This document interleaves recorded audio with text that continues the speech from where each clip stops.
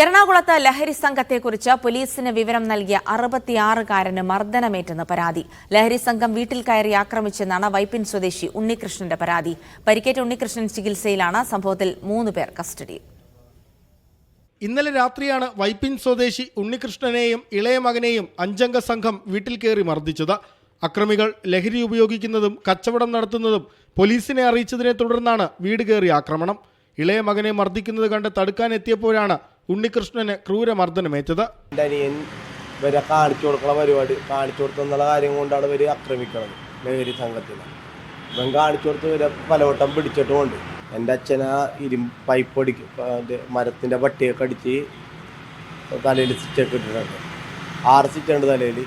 പിന്നെ വായിൽ കമ്പി വെച്ച് കുത്തി വായുടെ അകത്തും 5-6 സ്റ്റിച്ചുകളും കാര്യങ്ങളും കൊണ്ട്. പരിക്കേറ്റ ഉണ്ണികൃഷ്ണൻ എറണാകുളത്തെ സ്വകാര്യ ആശുപത്രിയിൽ ചികിത്സയിലാണ്. സംഭവത്തിൽ മുളവുകാട് പോലീസ് 3 പേരെ കസ്റ്റഡിയിലെടുത്തു. മീഡിയ 1 കൊച്ചി.